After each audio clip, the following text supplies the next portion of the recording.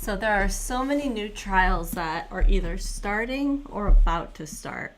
And the other day, I ended up doing a pre-hearing motion, and that was for the doctor named Ingolf Turk. I don't know if I'm saying it right. But he was accused of killing his wife, and he and his lawyer went to court, and they were trying to have certain things left out, or even like things being brought up, and the judge was like, no, we're gonna be talking about this. She had started the process of divorce, and then she was still kind of seeing if it could work out, and then he got very aggressive and stuff, so she officially separated and got a restraining order on him. And it was about 10 days later from that restraining order that he showed up. He broke his thing and went anyway, and he ended up killing her, allegedly. So we're going to go ahead. Today was this day one for it, so it's the start date. If there's any other details I'm not remembering, I will write it in my write in the chat when I do.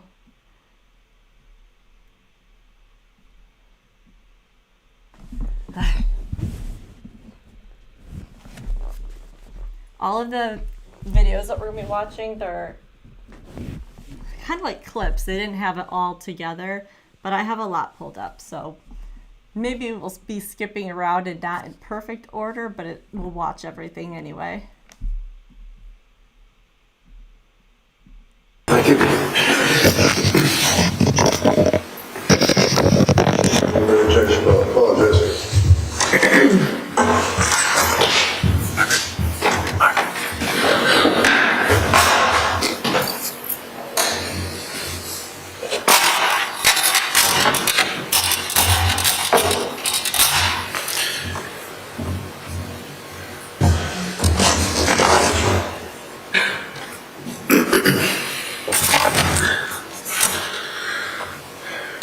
Thank you.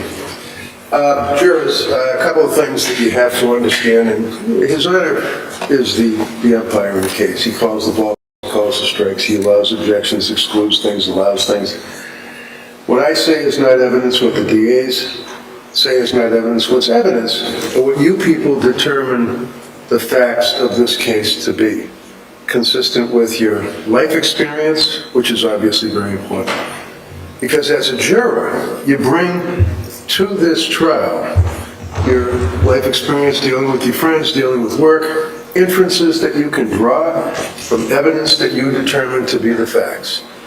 And as jurors, coming from all walks of life, you bring together that life experience and the ability to discuss, once the case is over, the evidence that has been presented, to determine whether or not the government has proven a case beyond a reasonable doubt, as His Honor instructed you with that definition of beyond a reasonable doubt means, and the high burden that is set on the government to say to a jury, this is not close, this is not more probable than not, this is not more likely than, it's beyond a reasonable doubt. And the only one that determines who is going to get charged with a crime in our society is the government. And when the government determines that they're going to charge somebody with a crime, they don't call you up and say, hey, we're thinking we're going to charge you with a crime. Do you have any input on that determination? They arrest you, and they determine, we're going to charge the person, I suggest to you, the highest crime that is possible that can be proven beyond a reasonable doubt. In this case, first-degree murder. At the end of the trial, His Honor will tell you what the law is, and he'll explain to you that there are two theories, I suspect, of murder in the first degree: premeditated, malice aforethought, cruelty and atrocity. He'll tell you about the factors that one can consider to determine whether or not an individual has killed another human being with cruelty and atrocity with the intent to kill and taking pleasure in the death of that person. His Honor will tell you about what's called second-degree murder. Ms. Honor may tell you about what's called voluntary manslaughter, perhaps maybe even involuntary manslaughter. That depends on the evidence that goes in to this trial, and that's entirely up to the judge. And giving you the law is entirely up to the judge, not me. At the end of the case, you're going to be able to have his instructions, and then you take the facts that you determine to exist, and you match it up to the law, and you make a decision as to whether or not the government, not the defendant, the government has proven guilt beyond a reasonable doubt, and if so, to what degree? Now, how do you do that? Well, you come in here, you may say, I'm not really capable of determining credibility. Well, yeah, you do it every day. And you bring that life experience into the jury room. And you factor that in when you weigh the testimony of a witness. And you notice the witness stand is right here. It's right next to you. And the reason it's right next to you is so that you as a jury are able to observe the demeanor of the witness, consider whether or not the witness, to your determination, has a dog in the fight, as they say. Are they gilding the lily? Are they adding anything? Are they trying to portray something because they have a reason to want to portray something? That's all up to you. Credibility determinations are left to the jury. So what do we have here? You have a man who's on trial for murder, Harry Turk, and by the way, he's a doctor, he was a doctor, he is a doctor. He never liked to go by the term doctor. He was always Harry. You're going to hear evidence that he was always Harry, that he was a gentleman who was a urologist, dealt with kidneys, dealt with prostate, and was a surgeon. You're going to hear evidence that Harry was born in East Germany, and as a kid he grew up in East Germany. Went to the East German schools. When he graduated from high school, he went into the East German Air Force. Served in the East German Air Force for a number of years, got out, went to med school after he graduated from college. Became an accomplished physician, an accomplished surgeon. The wall came down, he was able to leave East Germany, and he, like a bat out of hell, got out of East Germany and came over to the United States. When he came over to the United States, at the age of 42, he learned English. Didn't know English. You'll hear him testify. He's going to testify in this case. He sounds like Arnold Schwarzenegger. But he knows English, and he speaks very, very good English, self-taught. In the United States, he became not just an accomplished surgeon, but he was one of, if not the best, as far as reputation, worldwide for robotic prostate surgery. Those hands saved hundreds of lives and took one. He knows it. Every day, he wakes up, you'll hear evidence that he thinks of Katie. Nobody's happy with something like that. You live with it. But as human beings, and His Honor, I suspect, will instruct you that you look to the circumstances that surround the taking of a life. What was involved? What happened? Like if somebody's acting to protect themselves, or if somebody's acting out of hot blood, heat of passion, or if it's an accident even in certain cases. So when Harry comes over here to the United States, and he ended up meeting Catherine McLean on Bumble, one of those websites. Nothing good ever comes from Bumble or Twitter or whatever those things are that you go on, and you're dating websites, and nothing wrong with that. You meet people, hopefully you meet the right one, maybe, or you have fun. So you're going to hear evidence that both Katie and Harry were on this dating website. He's living by himself. He's living life large. She's been married twice before. No judgment there. He was married twice before. So now he's living in Dover. And as he's living in Dover, and by the way, you're going to see a timeline. And here's the timeline that I think is somewhat relevant. You're going to see that in November of 17, Harry and Kathleen meet online. Like most of us, they date, they have fun, they end up feeling that they have feelings for each other.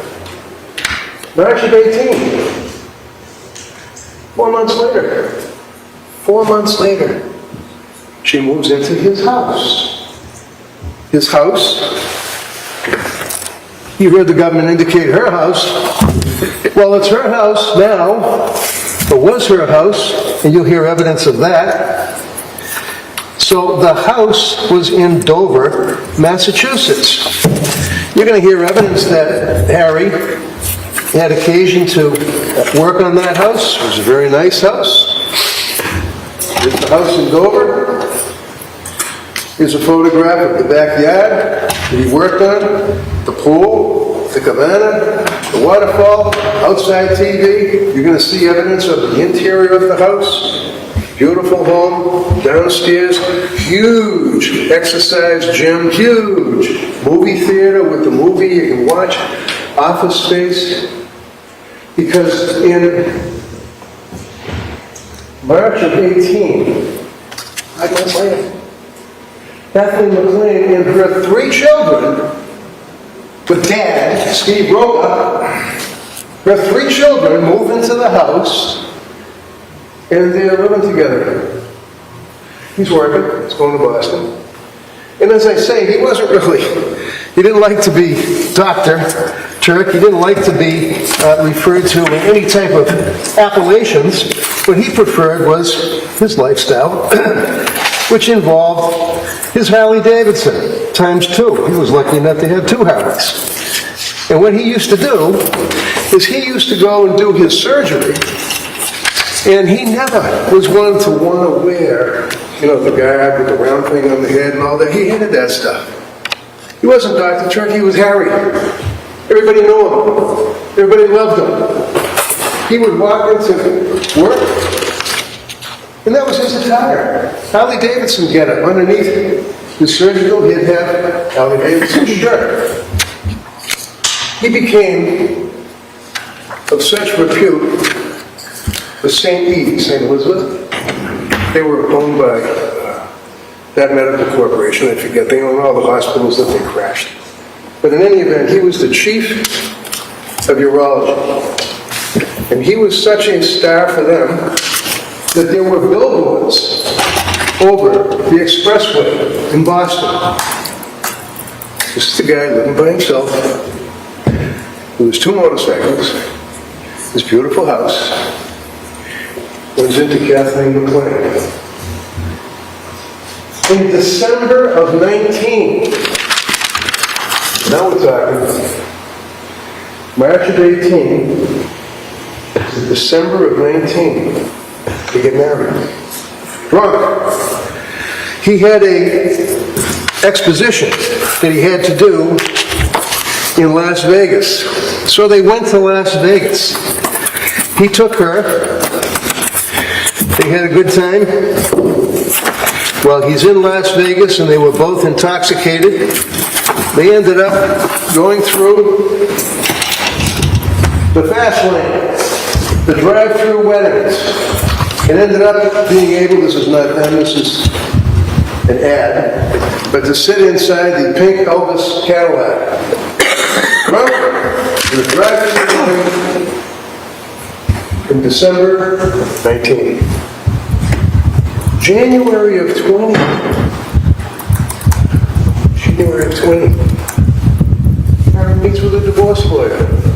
A woman here from Denver. Here, Elizabeth. What's a divorce?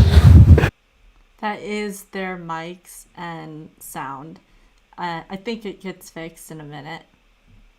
Doesn't want to be with Kathleen McLean after the 5 months or so. Doesn't want to be married.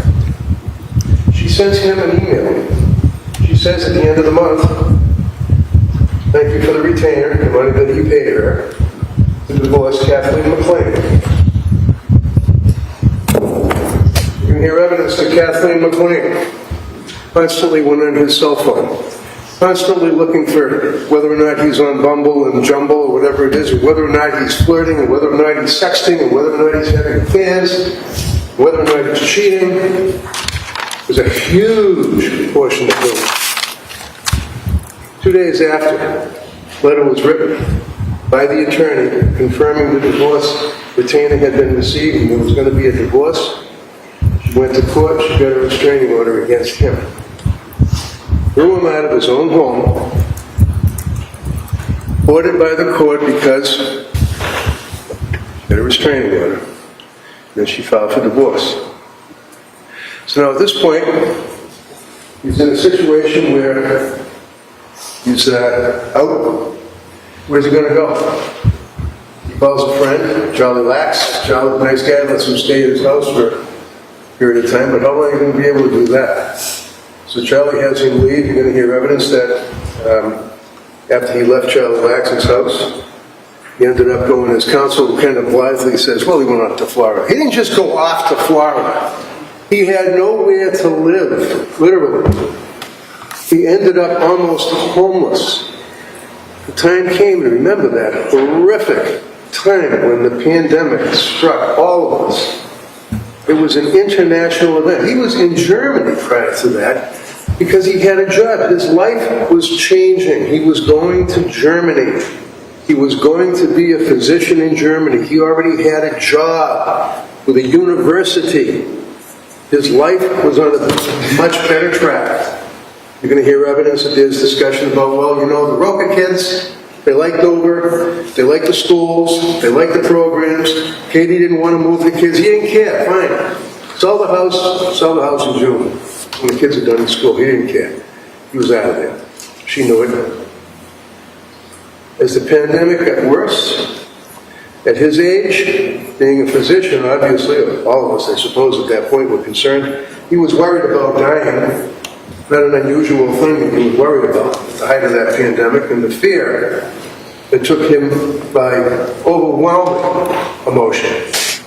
He ended up consulting his doctor, had medication, and again, had nowhere to go.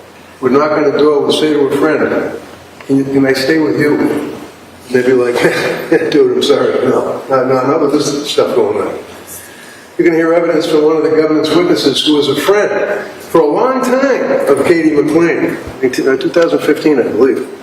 Vanessa Pettigrew. Talked to her every day. There were 12,000 pages of texts that they sent back and forth to each other every day, talking about what's going on in their life, talking about, you know, whether or not what type of fingernail polish, what type of shoes, what type of dresses. Is this trashy? Does this look good? I think it looks nice. And by the way, let's go to dinner. We're going to drink. Are you drunk? Are you okay? How's your alcohol problem?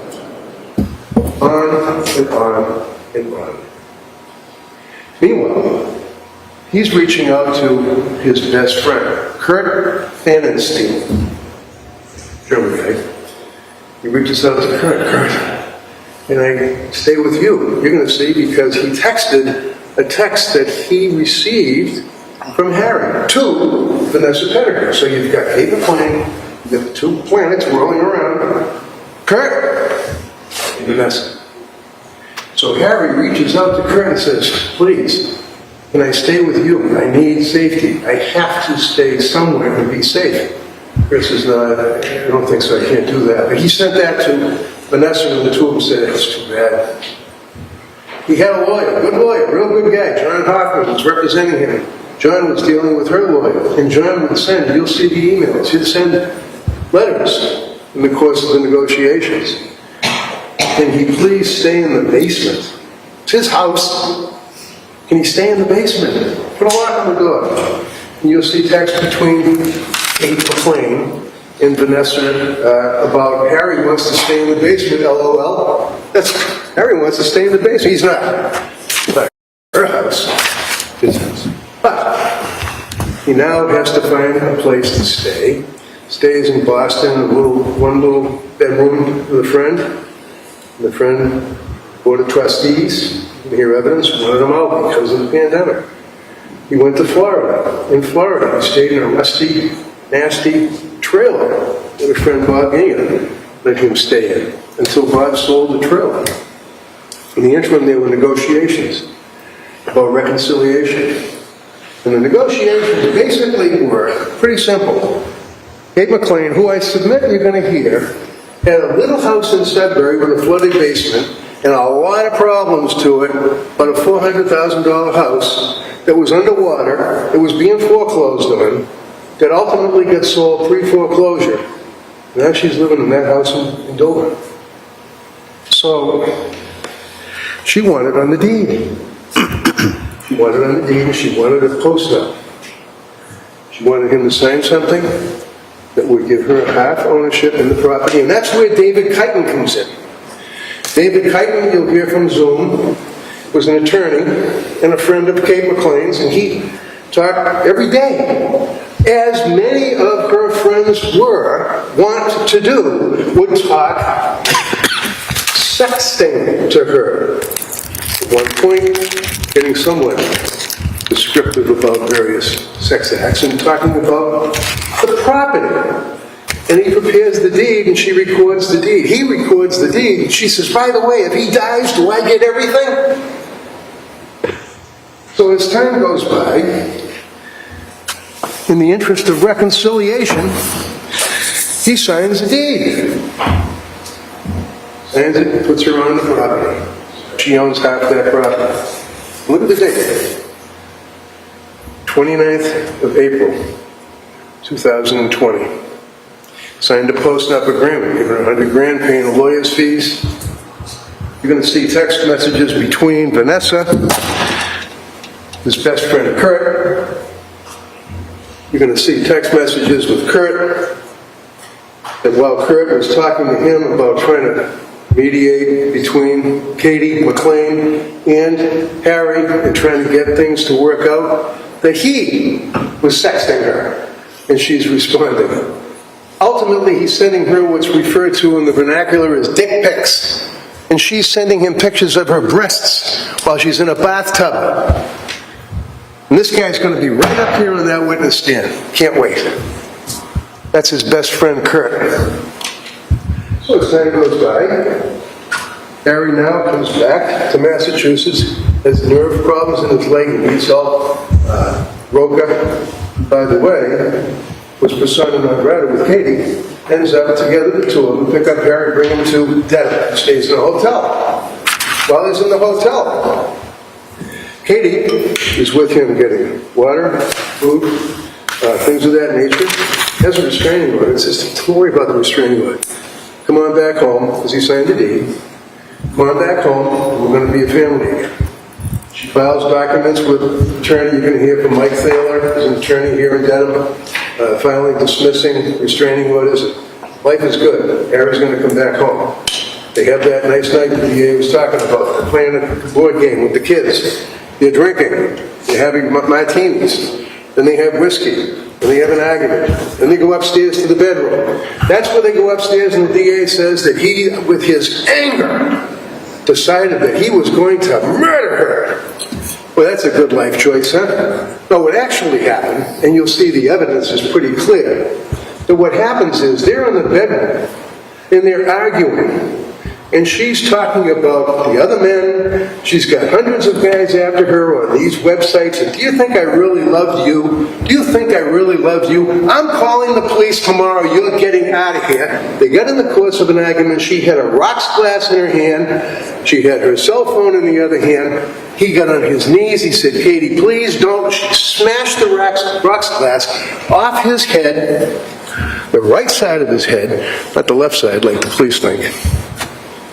At that point, with one hand, the size of that hand, the strength of that hand, he grabbed her, snapped the highway, she died. You're going to hear evidence from Dr. Laposada, pathologist from Rhode Island. Dr. Laposada will tell you that a lot of what appears to be in any of these pictures that His Honor asked you about, can you handle looking at these pictures that are not pleasant?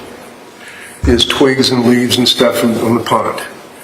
There's what appears to be bluish skin on the face. A lot of that is from lying face down in the pond, in the pooling of blood, post-mortem. You're going to hear evidence that death was within seconds. He panics, doesn't know what to do. This is post-homicide conduct. The deed is done. What's for you to determine is, can the government show you and prove to you beyond a reasonable doubt that this was not killing in hot blood or heat of passion, second combat, as opposed to premeditated malice of forethought and cruelty and atrocity. Putting someone in a pond, this is called fright or flight. Bad move. Should have called 911. Nevertheless, it was a panicked move. You're going to see that when he was in the hospital, you're going to see that he was passed out. He had a 226 blood alcohol level. District Attorney will talk to you about his statements to the police in the course of that questioning, almost as if, you know, he's writing a presidential speech and has all of his wits about it. This is what he looked like when the police first went into the hospital. That's what he looked like. He was passed out. He was coming out of it. Medication, significantly intoxicated. Medical records indicating that the doctors at Norwood believed it was attempted suicide by alcohol poisoning. In the course of talking to the police, and you're going to hear the video, hear the audio, you're going to see, I submit to you, that he was confused with a lot of questions, but nevertheless was trying to be a gentleman, was trying to be cooperative. Police officers noticed his wrist. He tried, fell himself in a state of despondency, total misery. That, members of the jury, is the evidence that will be presented to you, and ultimately at the end of the case, it's up to you to determine whether or not the government has proven this case, to what degree, if any, beyond a reasonable doubt. And you heard the magistrate, Margaret, indicate to you that you as a jury pass between the defendant. Even though we call people that are charged with a crime a defendant, the person, as his Honor said, doesn't have to defend against anything.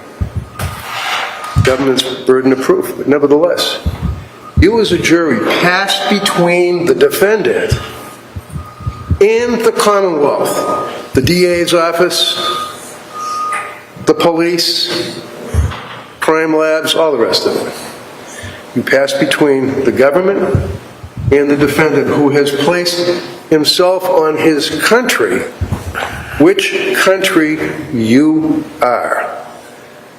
And that she then went on and said, and you are charged with hearing the evidence on your oath that you took as jurors. You are confident and appreciate, because it is a service, when jurors come and you take time out of your lives, knowing that that protects all of us.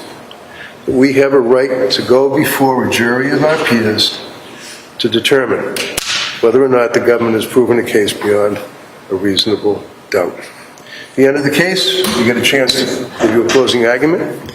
Again, what I say is not evidence. What the DA says is not evidence. What's evidence is what you hear from here, photographs, exhibits, things of that nature. Thank you. Okay, thank you. If we're going to pass, I'm going to go to this one. statements are only offered for a limited purpose. That Let me make sure that these other two don't go before that one. How often would you see her physically? We got to be pretty close. We would see each other on weekends. Yeah, we're pretty good. So I'm going to go ahead and start it. is to show the state of mind of Katie McLean around the time of the alleged event in the relationship. You may only consider those statements, that is, to Ms. McLean's state of mind, only if you find that the defendant was aware of her state of mind.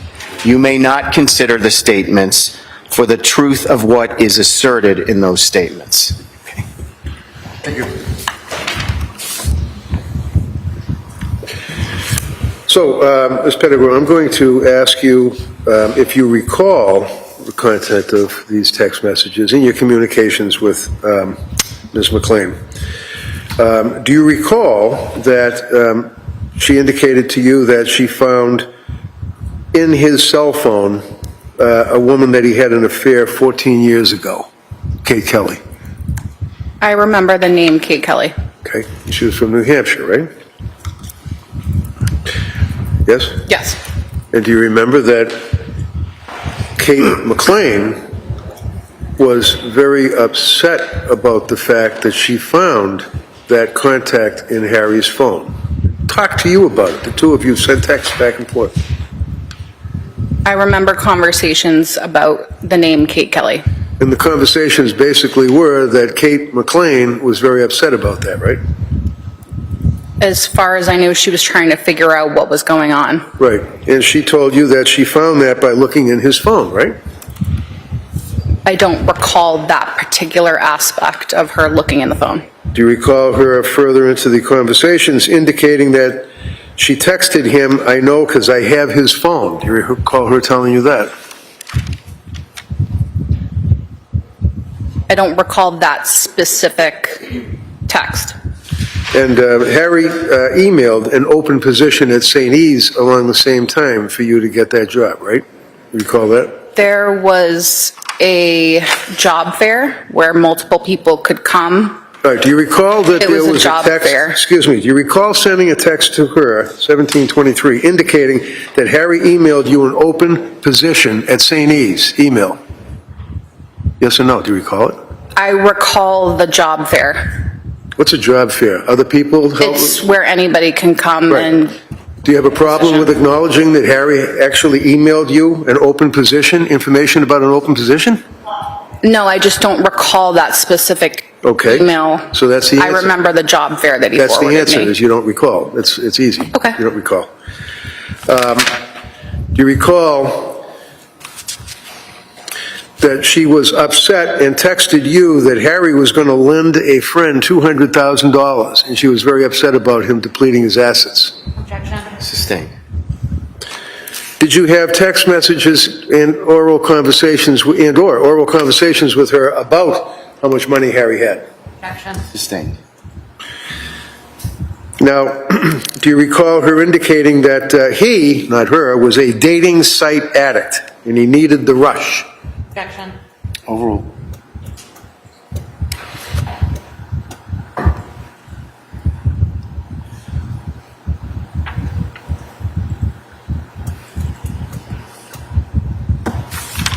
I remember both of them talking about dating sites. Okay. And do you recall her indicating that, in her opinion, he was a dating site addict and needed the rush? I don't remember those terms, but they did talk about the dating sites. It often comes up in new relationships, whether or not to Okay, so, stop the dating sites or not. right, yeah, you've answered that. Yeah. Do you recall? That's pretty common. Okay, so let's do it this way. I ask a question, you answer, okay? Mm-hmm. Thank you. So do you recall indicating to her, I guess maybe I should work for Harry, you need a spy? Do you remember saying that to her?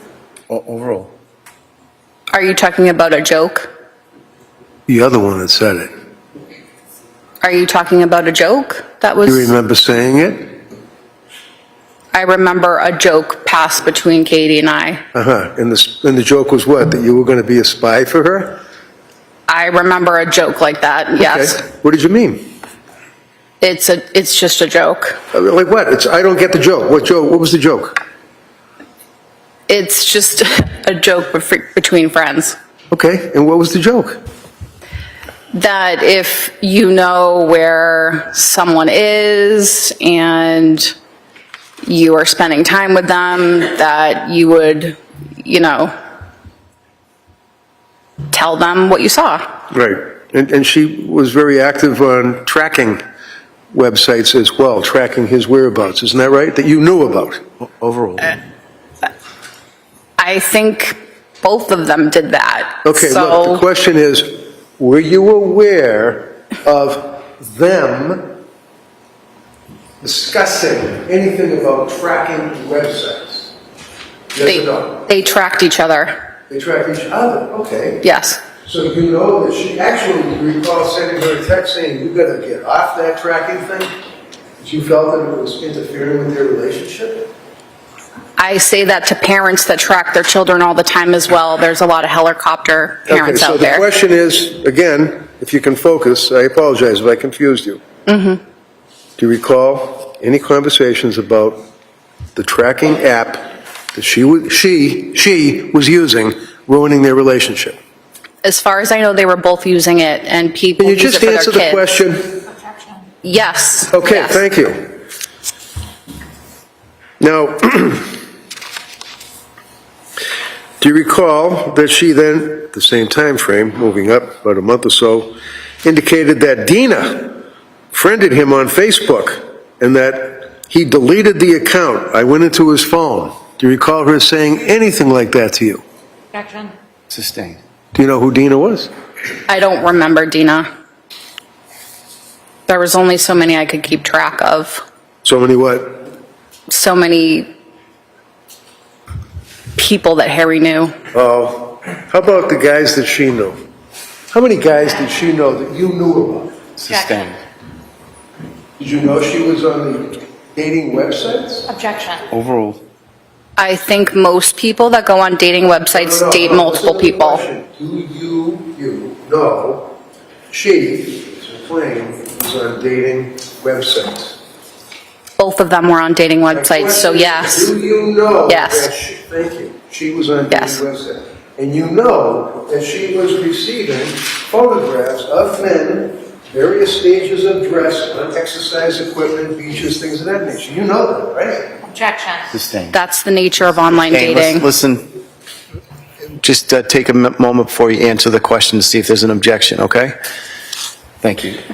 So how about the dates that she went on? You remember the dentist from New Hampshire, right? Objection, Your Honor. May we, Well, they were, Sustained. may we approach? Yes.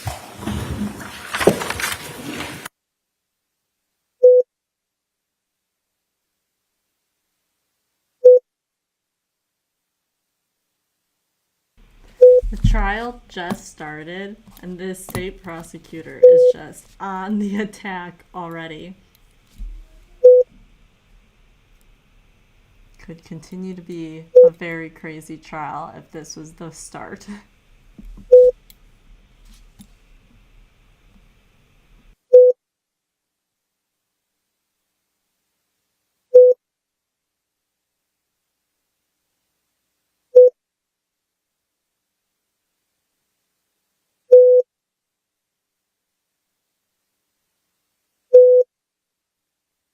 Let me skip ahead.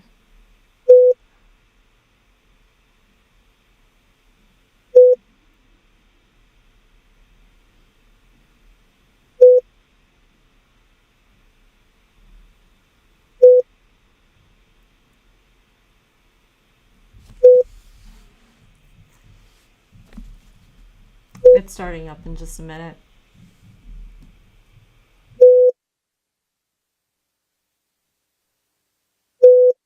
moved in together. I've lost all my boards. Lisa? They're up here. Oh, they're up there? Okay.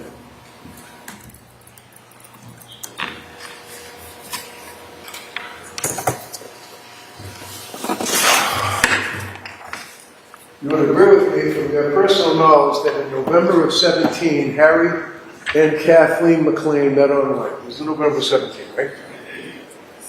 I believe so. And in March of 18, Kathleen McLean and her 3 children moved into his home, right? Yes. You recall talking to her about her moving into Dover and using the word, "it's a good score." Do you recall that? The sarcastic comment? Yes, that Another joke? sounds right. Okay, so what did you mean by "it's a good score"? Congratulations, move to Dover. I think when people get into a good relationship that they're happy with and they feel like they finally met the right person, which is how Katie felt, that's a good score. How she felt. She felt, okay. Yes. And so the good score, somehow the town of Dover and the house and everything just kind of was on the periphery of that? I don't know. I'm from Wellesley, so I don't really judge towns. There's all kinds of people in towns. Okay. So she moves in March of 18, and you knew in December of 19 that he had consulted with a divorce lawyer because she told you, right? Objection.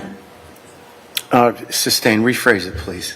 All right. have in mind the close relationship that you guys had and you're texting on a constant basis, you'd agree with me that everything from shoes to skirts to makeup to blush to eyelashes, everything, you guys would talk about it in your texts, right? We would talk about anything and everything. Yes? Yes.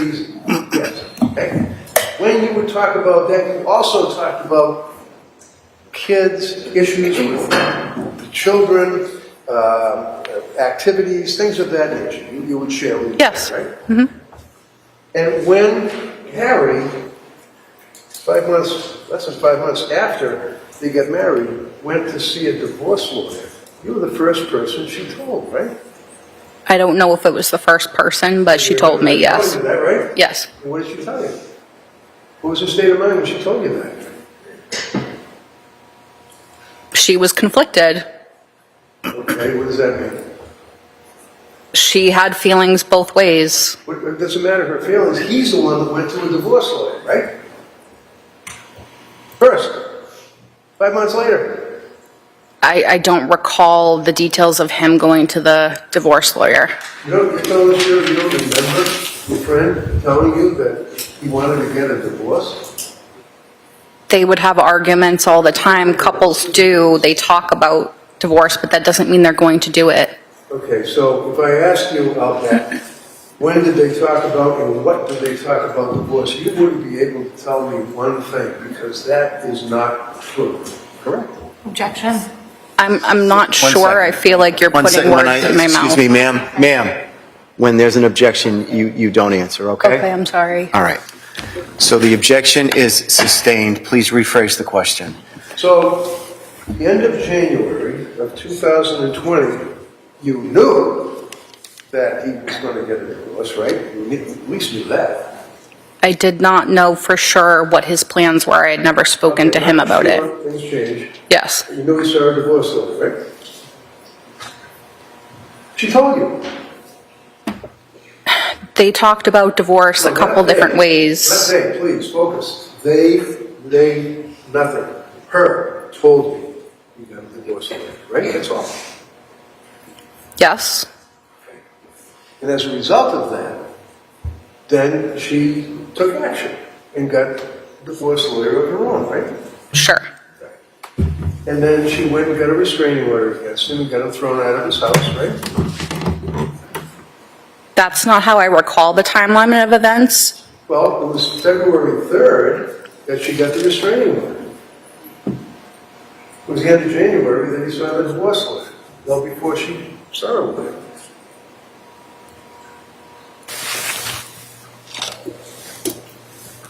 Can you restate your question? Sure. February 3rd is when she got the restraining order throwing him out of his house. Okay? Yes? Okay. And it was at the end of January 30th that he had the divorce lawyer send her a letter saying he wanted a divorce 5 months after they got married. You knew that, right? Mm-hmm. Yes. And it was February 3rd, after he got the divorce lawyer, that she went and got the restraining order to throw him out of his house, right? Objection asked and answered. No, overruled. I'm over here. I didn't know if you objected. It wasn't objection, it was overruled, so you can answer the question. Trying to be good. Sorry. Yes. All right. Yes. So now, when he was out of the house, you knew that she stayed in the house, right? Yes. With the 3 kids. And one of the questions the DA asked you was about the car, right? Yes. And which car was it that she had? She would use either one. I know She had the Jeep and she had the Mercedes. Okay, and they were his cars, right? Yes. I mean, she had 3 kids, I so don't care about the 3 kids. depending on how many kids she had to cart around. Right. Right. His car, right? I think once you're married, it doesn't become his and hers, but sure. No, I guess not. Before they got married, he owned the Jeep, right? Yes. Before they got married, he owned the Mercedes, right? Yes. Mercedes was over $150,000, right? I don't know how much it costs. He liked to drive the Mercedes, right? I'm not sure. Is this Who paid relevant? for the car while he was out? Again, I'm over here. Who paid for the car when he was out down in Florida during the pandemic? Who paid for the cat? Abstain.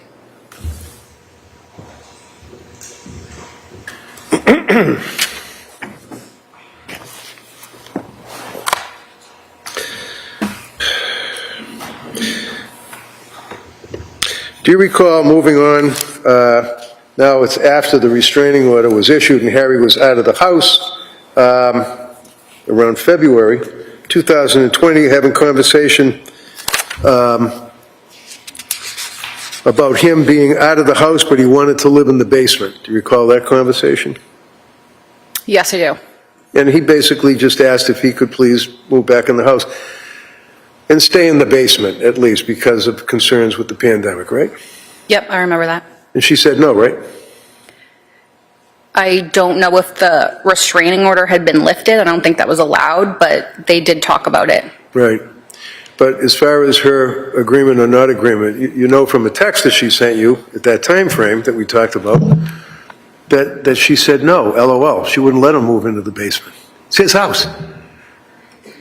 I think there was an issue about how they were communicating and getting along at the time, and there needed to be a barrier, and that's what she felt. How would they communicate? They weren't communicating and getting along at the time. He was out of the house in Florida, and she's living in his house with the 3 kids. So why would he move in the basement then? I don't Because he had nowhere to live. He's living in a trailer. Objection. Sustain. Next But if they question. weren't talking, Sustain. why would he move in? Ma'am. It's Yes. confusing me, sorry.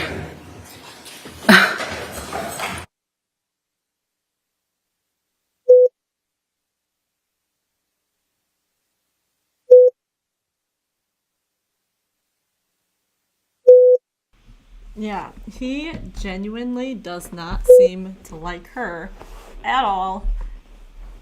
And he's been definitely pushing it, getting angry and telling her to be quiet, that she kept talking when he was, which you're not supposed to do. But I was surprised how his anger level is seemingly rising. She's doing a good job, though, of not freaking out.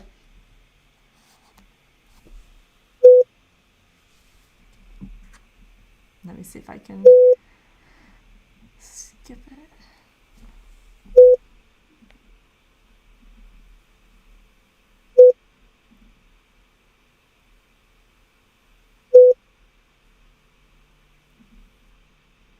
Ends pretty. All right, back to the corner I go.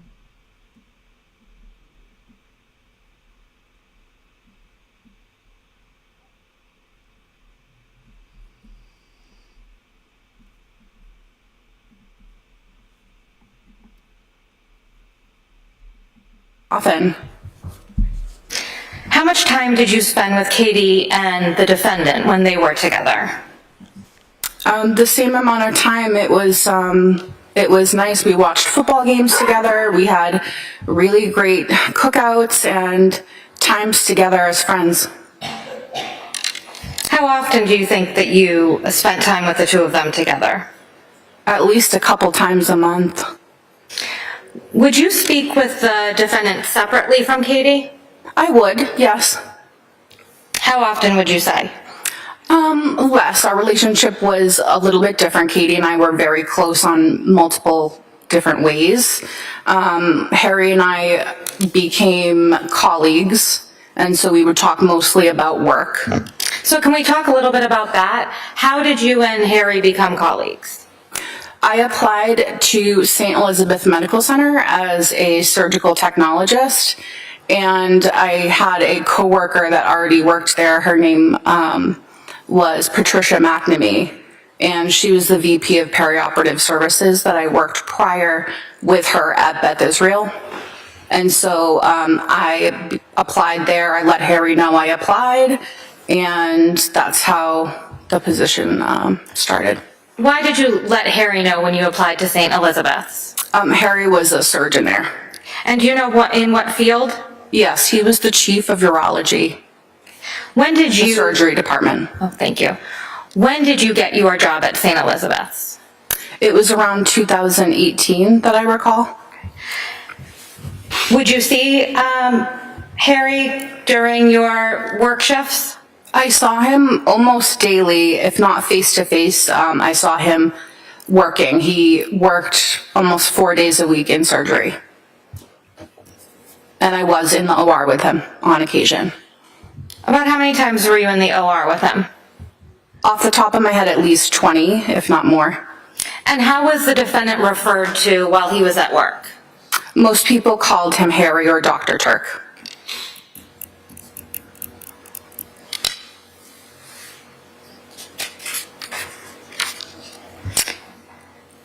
You stated that Katie was living in Sudbury after she had divorced Chris Foley. Is that right? That's right. Was she living there when she met the defendant?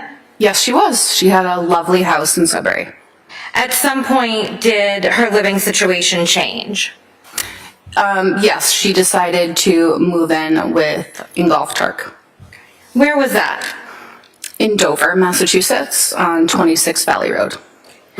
You said 26 Valley Road? 29 Valley Road. Sorry, Thank you. excuse me. And who was living in the house at that time when Katie moved in? When Katie moved in, Harry had his 2 children, and also Katie's children moved in as well. Were the defendant's children living in the house full-time? Part-time. Their mother lived in Dover as well. I'm sorry, could you just repeat that? The children that Harry had, mother So, lived in Dover as well. so there was shared custody between the defendant's children, is that right? Yes.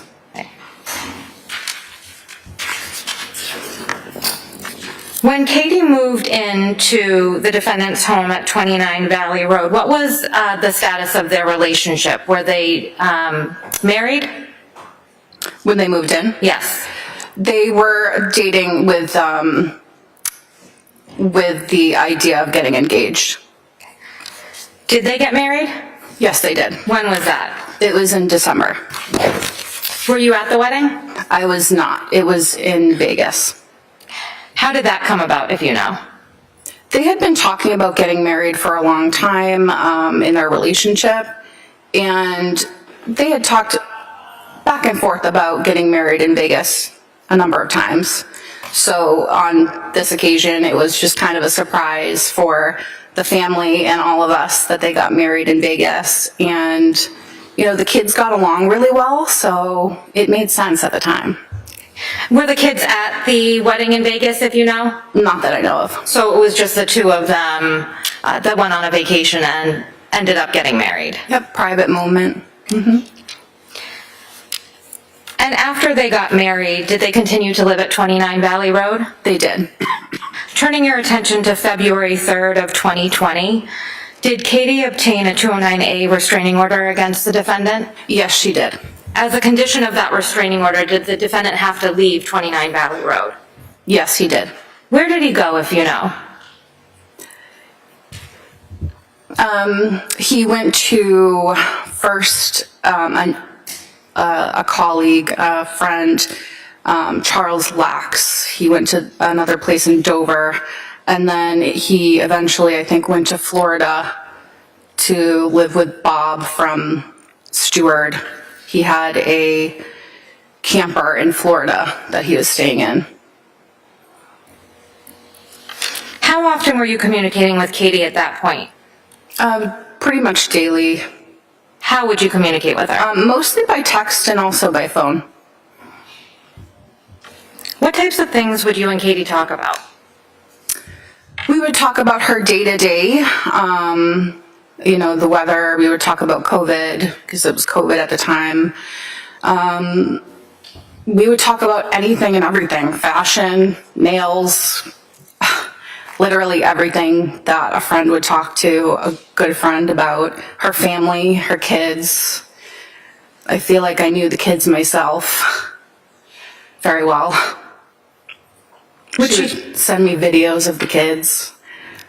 Would you talk about your relationships? Yes.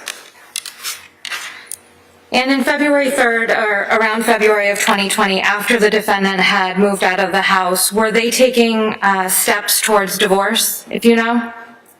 They were, yes. At some point in April of 2020, did that change? Yes, there was a change. Harry had sent an email through his lawyer to reconcile. And was Katie considering that? She was going back and forth. She was uncertain, but conflicted. She had to weigh the pros and cons. She was very concerned about her children having a normal, stable life. She wanted the best for her kids. That's all she wanted.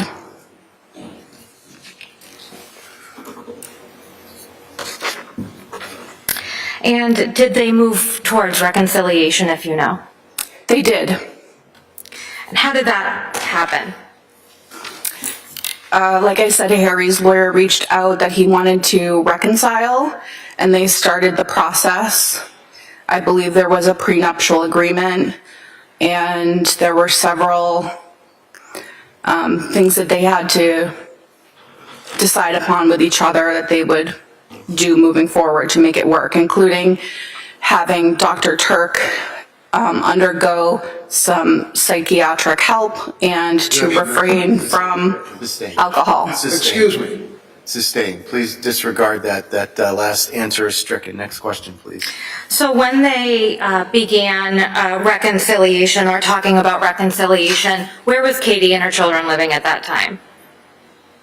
Katie and her children were living in Dover. And where was the defendant living?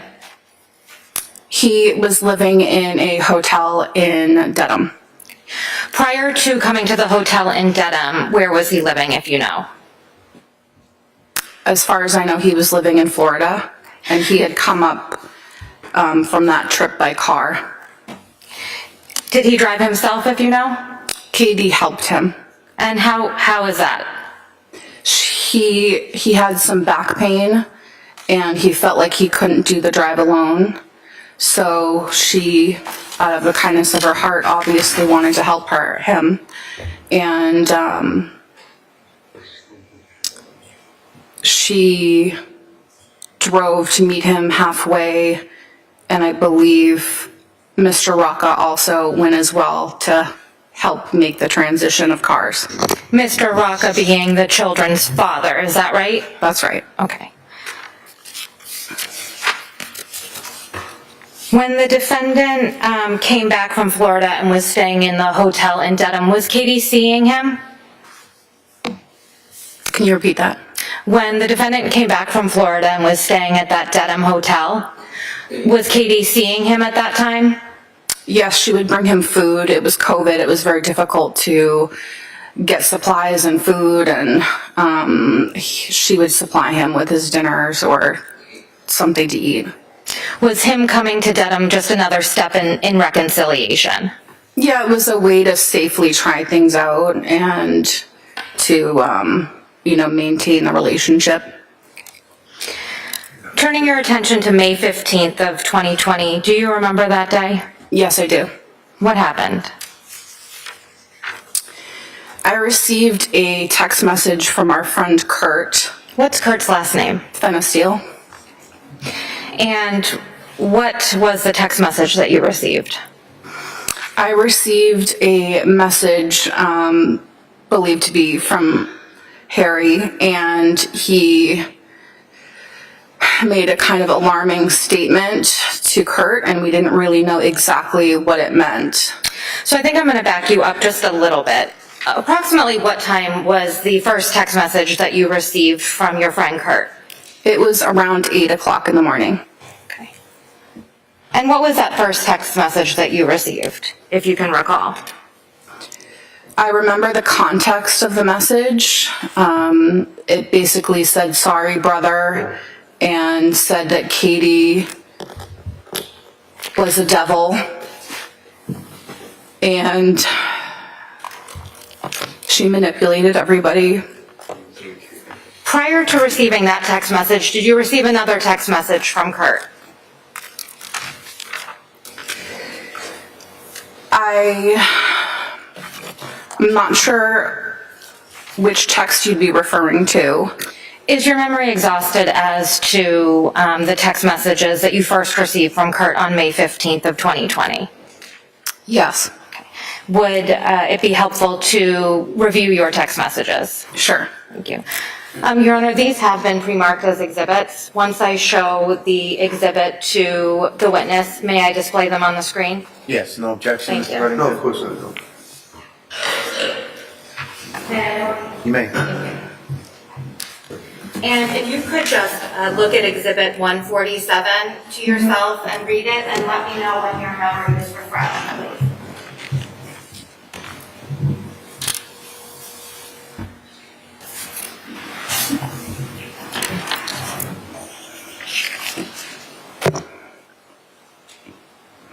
Okay, I understand.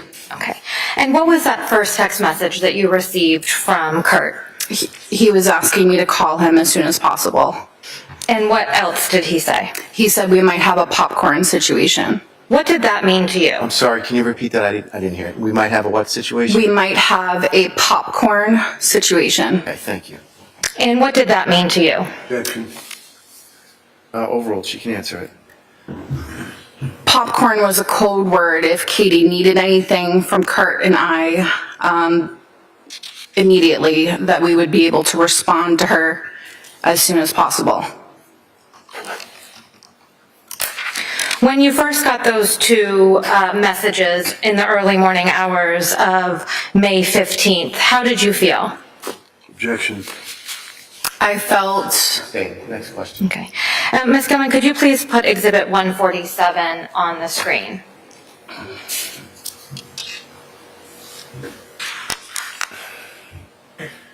And if you could move up just a little bit. There's a bit of a glare. Could we possibly turn the lights down a little bit?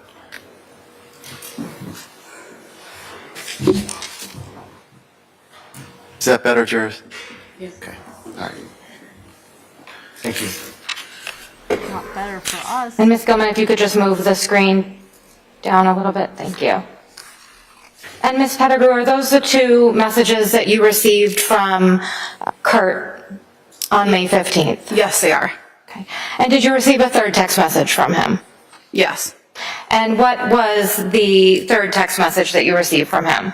The third text message was a copy of a text from Harry. And what did that text message say? That text message said, I'm sorry, brother. Katie's the devil, and she manipulated all of us. Ms. Gilman, could you please move down to page 2? And there's a text message in green on page 2 of Exhibit 147. Is that the text that you received from Kurt that morning? Yes. And what does it say? Kurt, I am sorry, brother.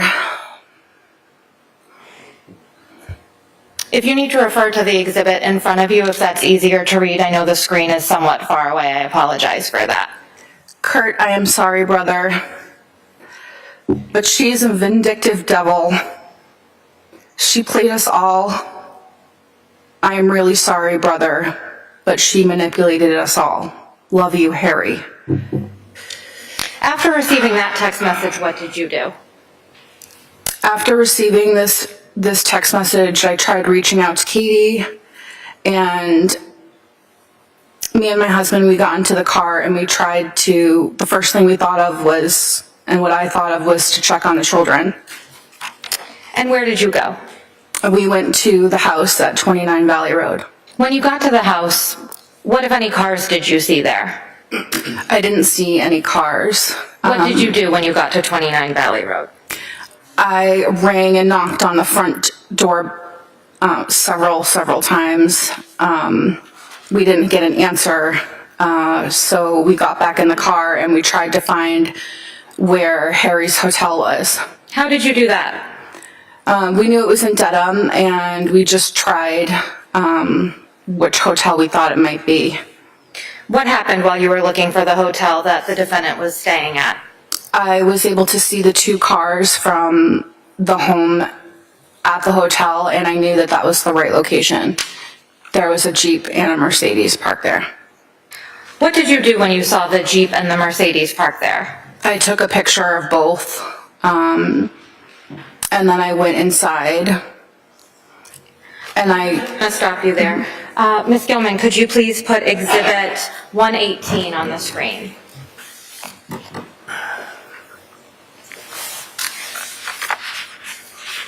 You could just move, thank you very much.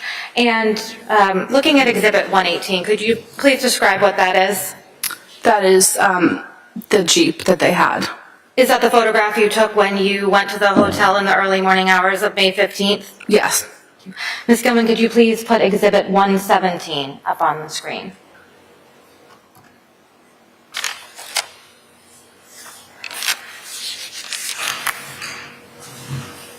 Thank you.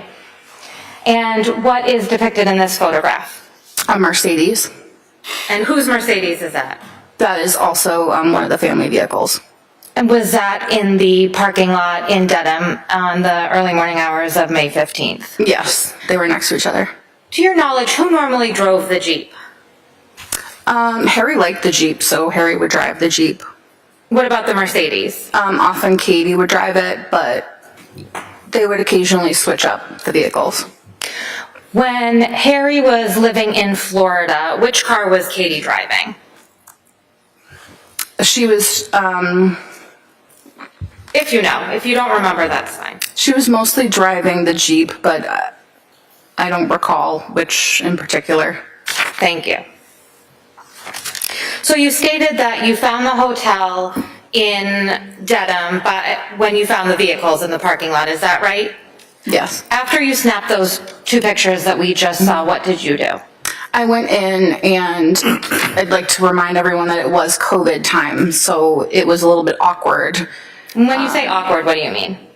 People weren't supposed to be talking to each other, like gathering or anything like that, so it was just an awkward time for everyone. So to be like looking for someone and trying to find someone, it was just a little bit awkward.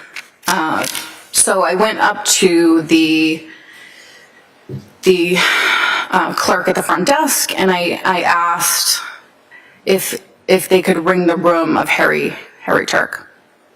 And what happened then? They rang the room multiple times, and nobody picked up. And I was very frustrated. I couldn't reach my friend because I thought she was in there because the car was there. So then I went back to the house at 29 Valley Road, and I tried to make sure the kids were okay again for a second time. And I went to the side door, the glass door this time. So you said that when you went to the hotel, you were sort of frustrated because you couldn't get in touch with your friend when they were ringing the room. Is that right? That's right. Which friend are you referring to? Katie. Were you trying to get in touch with her in any other way during this time period? Yeah, phone calls, text messages. It was not like her. I'm sorry, could you repeat that? It was not like her to not answer repeated texts or phone calls. And when you say phone calls, that would be to her cell phone, is that correct? That's right. Okay. So after you left the hotel when you could not find Katie, you said you returned to 29 Valley Road, is that right? I did. Then what happened? I knocked on the side door, which was glass, and that leads into the kitchen. And I saw Sam there. And Who's Sam? Sam is her son. Okay. And approximately how old was Sam at the time, if you know? I don't remember. Maybe 13 around. Okay. And what happened when you found Sam in the kitchen? I think I startled him. I was frantically looking for his mom at that point. And I asked him for the phone number of his dad, and I also asked him if all the kids were in the house. And he said yes, they were upstairs. Did you see any of the other children at that time? I did not. They were upstairs, and my goal was to get the phone number for the dad and just make sure everybody was in the house. So you said that you entered the house through the side door and you were in the kitchen, is that right? Yes. Did you go in any other rooms in the house? I did not. Ms. Gilman, could you please place Exhibit 148 on the screen? And what is depicted in Exhibit 148? That is the house at 29 Valley Road. Your Honor, may I approach, please? Yes. I'm handing you a laser pointer. Okay. So you have to press this button. If you could please show the jury, you stated that you originally went to the front door. If you could just show us where the front door is located at 29 Valley Road. I don't know if it's reaching. It will, just move it Okay. around, thank you. This is the front door.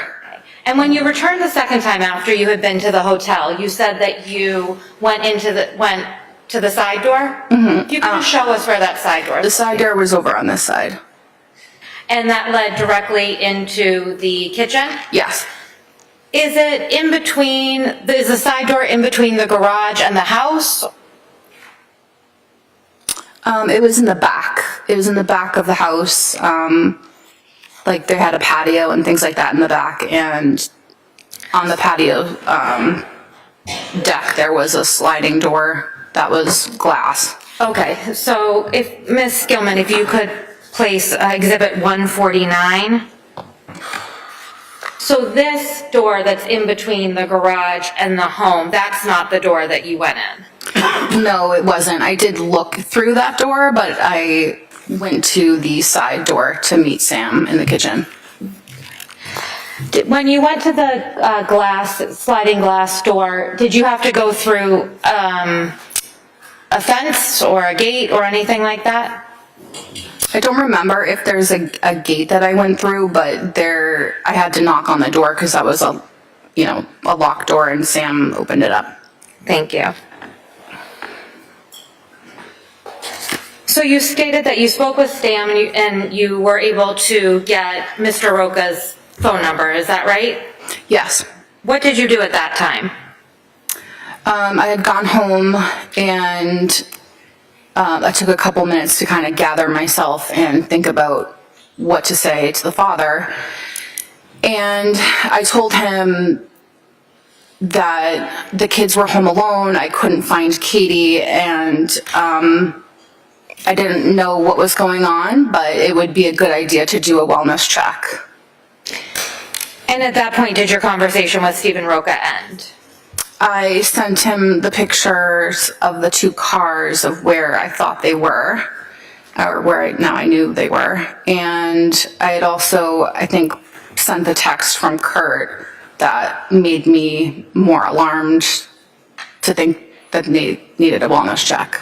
And at that point, did you stay at your home after you had alerted Mr. Roca to the situation? Yes, I did. I took a shower and then I tried to kind of like look at places where Katie might have gone if she, just needed like some time by herself where she might be. At some point that evening of May 15th of 2020, did you go to the Dover police station? I did. Why did you do that? By that time, Stephen had called me and told me that something was going on with Harry, that he was being brought out by an ambulance, and he was like, what is going on? And the Dover police had been involved, and the Dedham police had been involved at that point.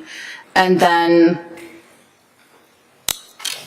the Dover police called us in for Kurt and I for a statement. Did you give them anything else while you were at the Dover police station? Yes, I gave them my phone because I thought it would help find Katie quicker. And did you consent to an extraction of your cell phone? I did. Was that done to the best of your knowledge? Yes. All right. Got that one done. And I think there's just one more. Double check.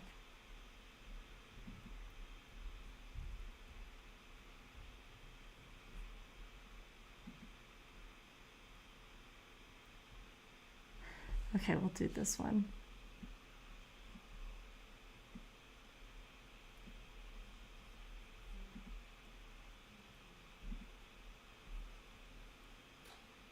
Maybe a year and a half, maybe. And what did you understand her relationship to be to either Katie or Harry? They're friends. She was friends of theirs.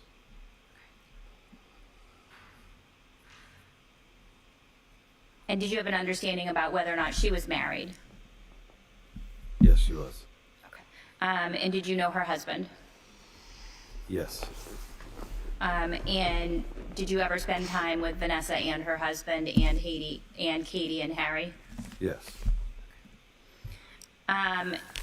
And did you have text or phone communication with Ms. Pettigrew? Vanessa? Yes, with Vanessa. Yes. Directing your attention to May 15th of 2020, Friday, May 15th, in the early morning hours, what, if anything, happened when you woke up that day? I think that was in the text from Harry. Do you recall the text that you received from Harry? It was something about sorry. I think, sorry, brother. She was vindictive. I don't know it for word for word, but. Your Honor, may I approach? Yes.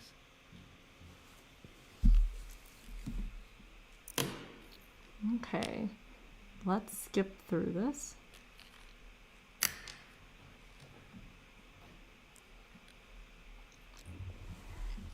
It lets me.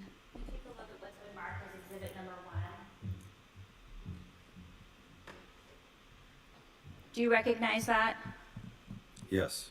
Okay. Your Honor, can exhibit number 1 be published on the screen, please, at this time? Thank you. All right, Ms. Gilman, if you could just move down and thank you. All right. Do you recognize what's in exhibit number 1?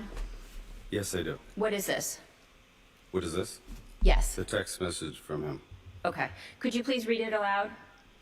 Kurt, I am sorry, brother, but she's a vindictive devil. She played us all. I'm really sorry, brother, but she manipulated us all. Love you, Harry. All right. Thank you. And did you respond to that text message?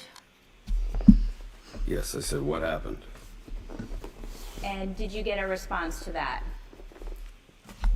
No, All right. And did you send another text message after that? I'm not sure. Okay. If you take that out of the sleeve and continue on. If I do what? If you just take the paper out of the sleeve.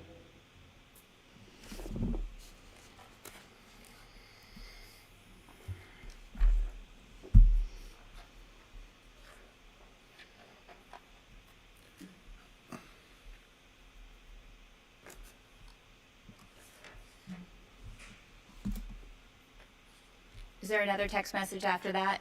Yes. What does it say? Says, where are you, buddy? Do you recall sending that text message? Yes. Okay. All right, thank you. You can just put both those things down.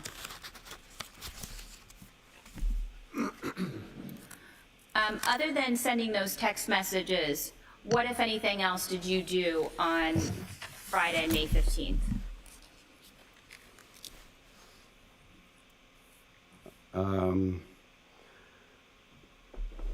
I think I forwarded that text message to Vanessa. And why Vanessa? I was probably guessing it would probably say that I was trying to figure out what was going on. Okay. And did you ever get a response from Vanessa? I don't recall. Did you speak with Vanessa on the phone at all on Friday, May 15th?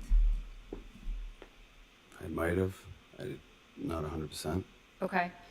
And did you speak with anyone else on Friday, May 15th about that text message? I think I eventually sent it to the police. Okay. Did you ever speak to the police, either in person or on the telephone? I think I did. It was brief on the phone and then in my driveway. Okay. And when you say your driveway, is it fair to say that this was during 2020 and people weren't entering each other's homes as often? Yes, And does that make sense to you that that's why you were in your driveway? I think so, yes. Okay. And when you met with the police in their driveway, what was the purpose of that meeting? The text message. Okay. And did the police ask if they could perform an extraction of your cell phone? Yes, All right. And did they provide you with a consent form to sign in connection with that? yes. May I approach, Ryan? You may.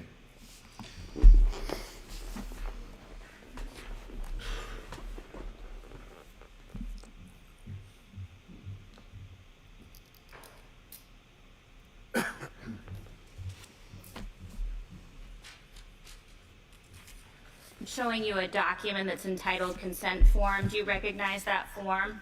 Yes, And do you recognize your signature on that form? yes, Did you sign that form? yes. And is there a date on it? Is there a what? Is there a date on the bottom of the form? 5/15/20. Your Honor, may that be marked as the next exhibit? Maybe Mark.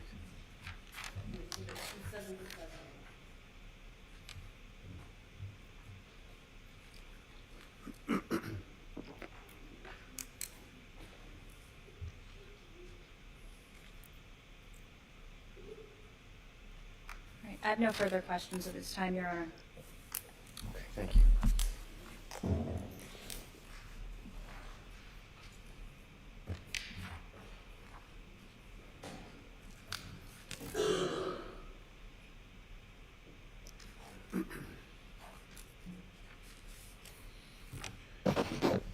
Back in 2019, that's when you first met Harry and Katie?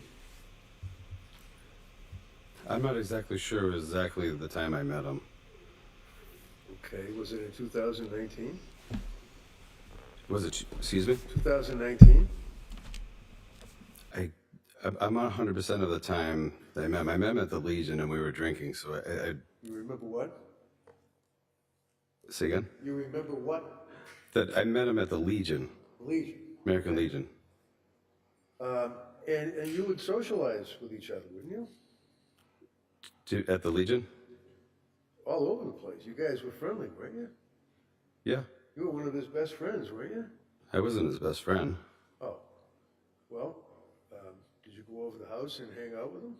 Yeah, but that doesn't mean you. Cigars, do you? What? You don't smoke cigars, do you? No. Did you go over his house and see that he would be sitting by the pool and he'd be smoking cigars and you'd have a beer or you'd have a drink with him? Yeah. On a number of occasions, right? You're nodding your head. Yes. Yes. And how would you describe your relationship with Harry? I think we were friends. Good friends. And you knew that he was a doctor working in Boston, right? Yes. You were also, were you good friends with Ms. McLean as well? Yes.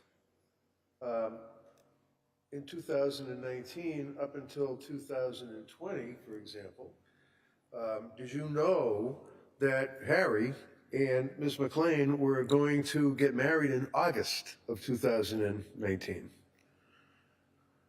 Yeah, they talked about it, yes. Right. And you know also that Harry didn't get married. He took it off. He canceled it, right? I guess he did, yes. I guess he did. You talked to him about it, didn't you? I don't really recall the conversation. You talked to Katie by text about it, didn't you? Some, yes. I don't She recall. was upset about that, wasn't she? Yes. And then as time went on, they ended up getting married again, or getting married, in December of 19, right? I guess so, yeah. Now,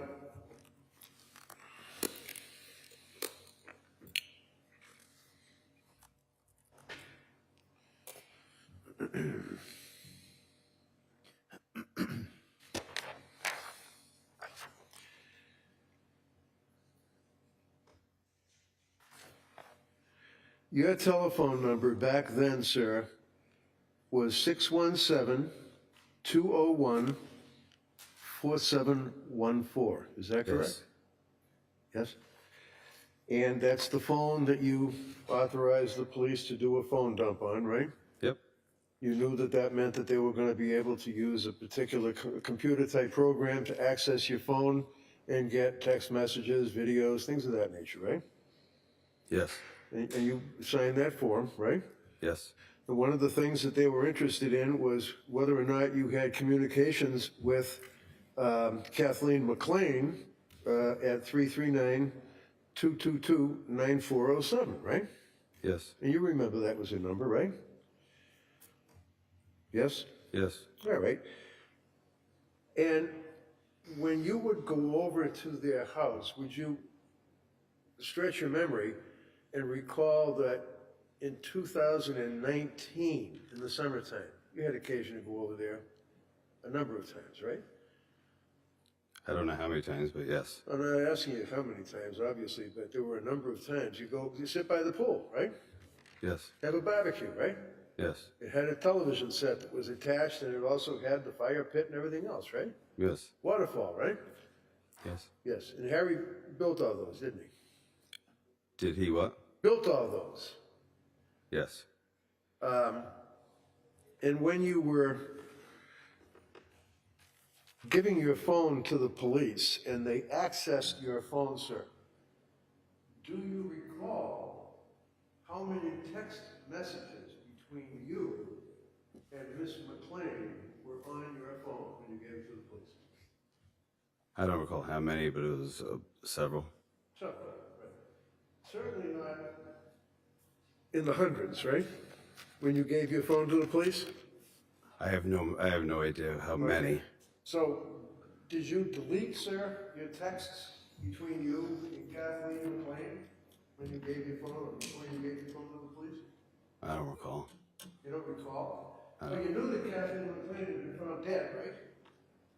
Yes. Yes? You knew that the police were investigating the homicide, right? Yes. You had indicated to the police that she had given you, strike that, he had given you a text indicating that she was a devil, I'm sorry, things of that nature, correct? Calling you brother, right? Oh, you what? Calling the text that he sent you, calling you brother and saying, sorry, she was a devil, she played us all. You remember that, right? So when you gave your phone to the police, you had that particular text that you gave them, right? Yes. And that was about it. It was on your phone. There weren't any other texts on your phone, were there? Between you and Katie. I don't recall what I did. Do you remember taking your phone and deleting the texts? Hundreds of texts between you and Ms. McLean before you gave your phone to the police?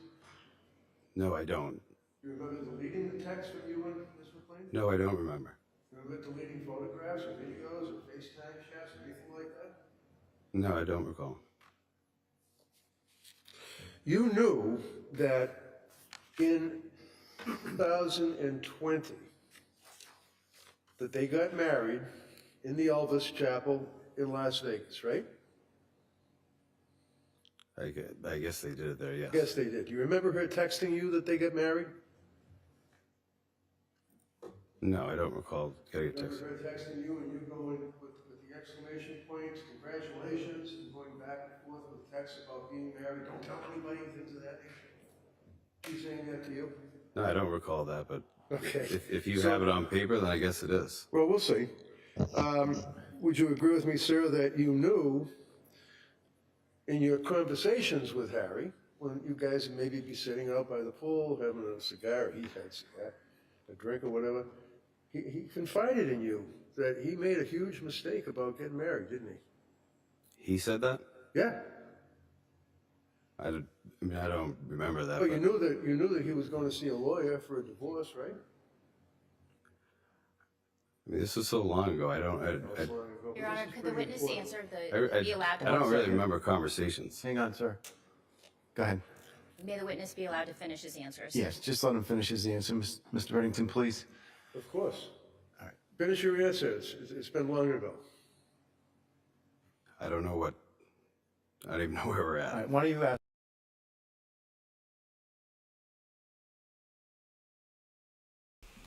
Well, that was pretty crazy. Even the judge had to come in and And not again, really Harry wasn't part of that reprimand him, conversation, but was he? basically being like, He you was know not in the better text. than to do this, and it's wrong.